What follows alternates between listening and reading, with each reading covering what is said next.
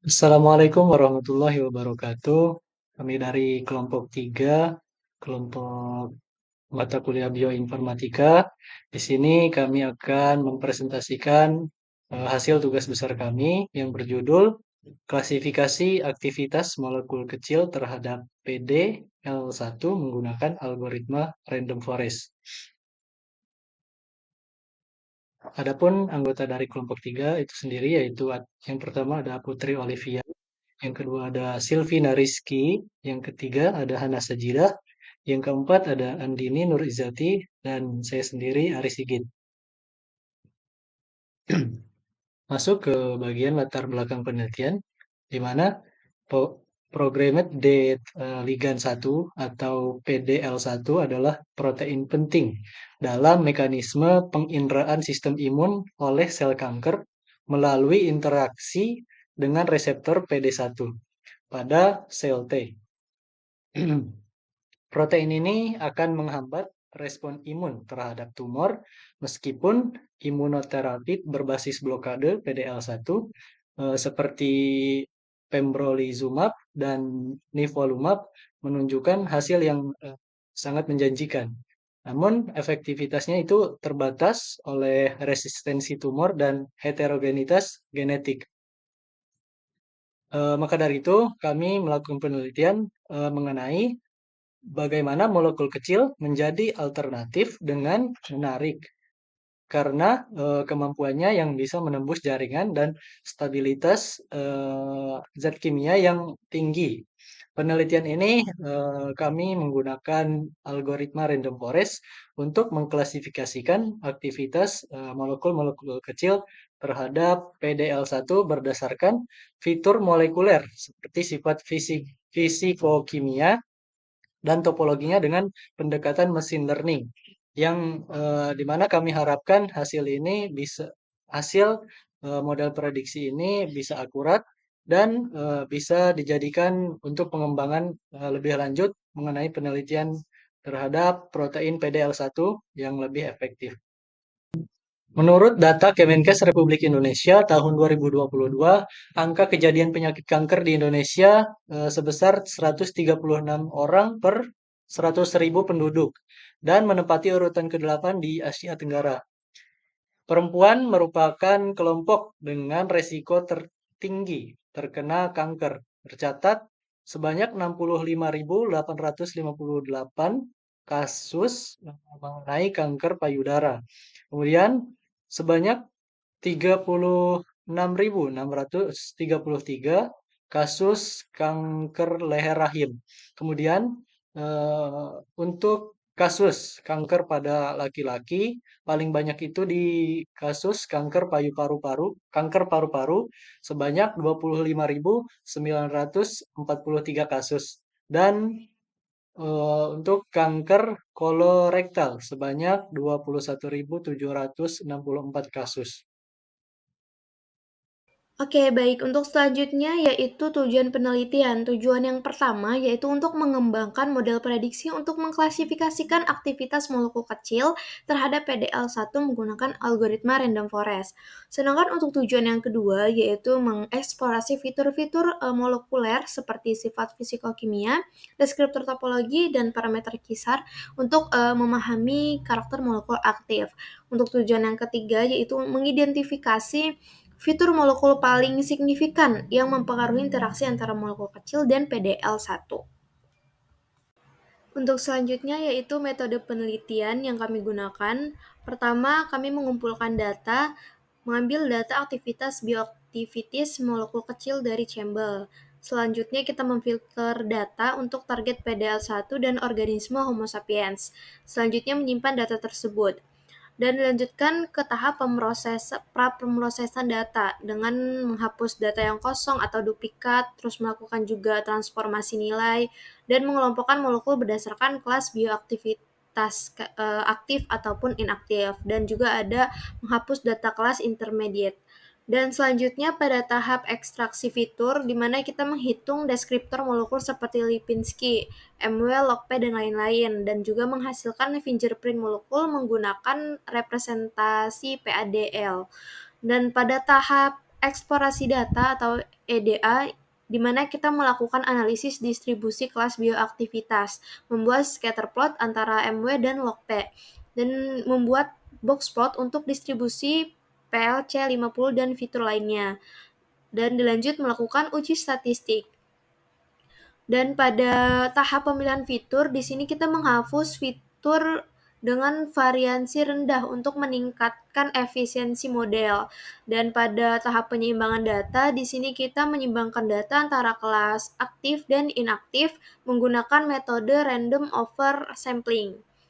Nah, pada pelatihan model, di sini kita membagi dataset menjadi set pelatihan dan pengujian dan melatih model random forest, mengoptimalkan parameter menggunakan grid search.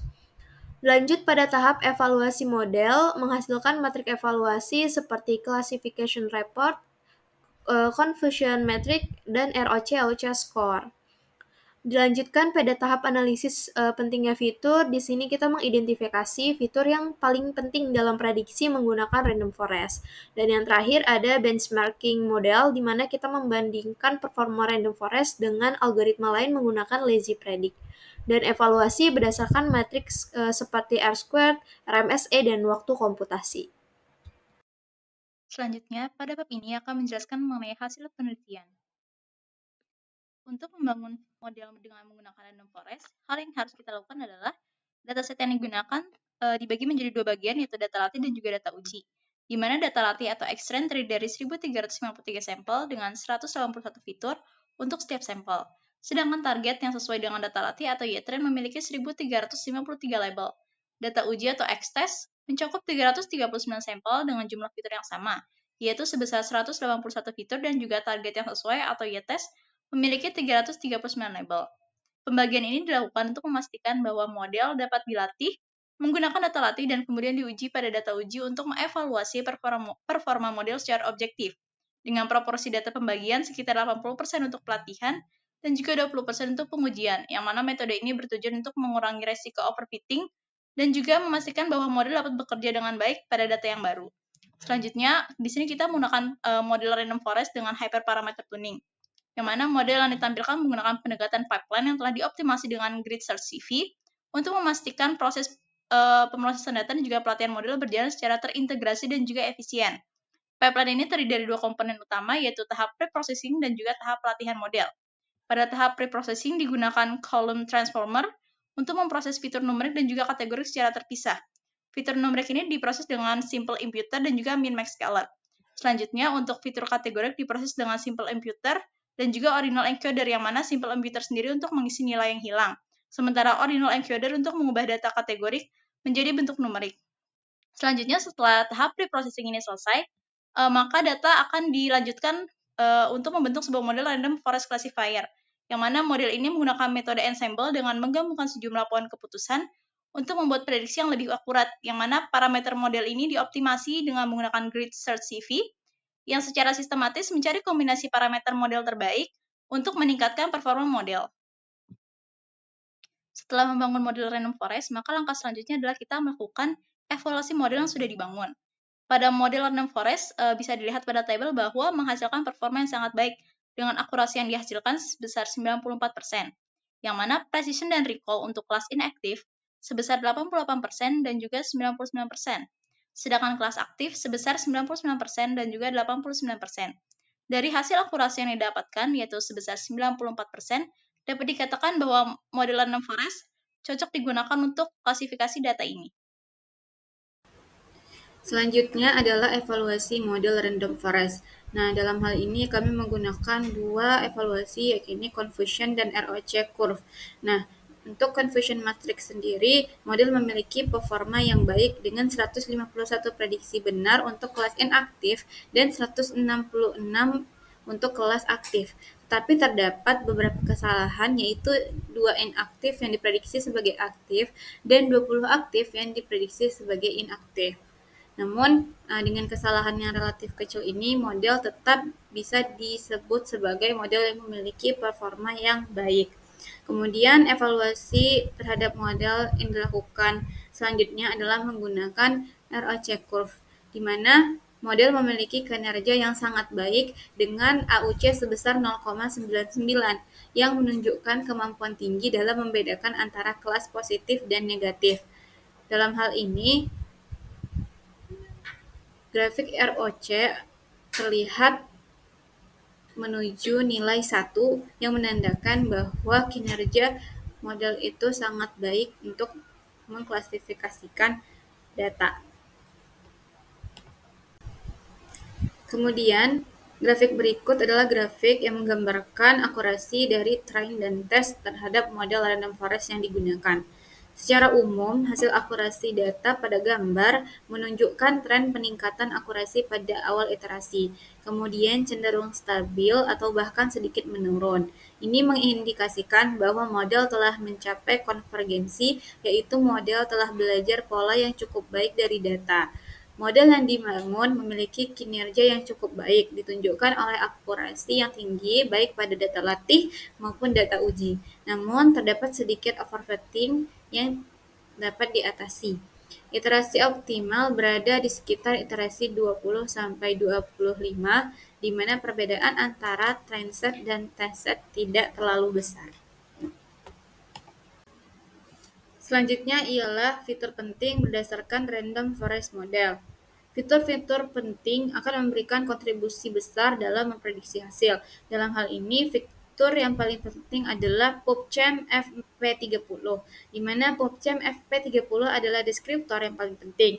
Deskriptor dengan nilai penting akan memiliki kontribusi lebih besar dalam memprediksi kelas bioaktivitas. Sebaliknya, fitur-fitur yang memiliki batang paling pendek memiliki pengaruh yang sangat kecil terhadap hasil prediksi. Dengan mengetahui fitur-fitur mana yang paling penting dapat membuat model menjadi lebih baik dan lebih mudah diinterpretasikan.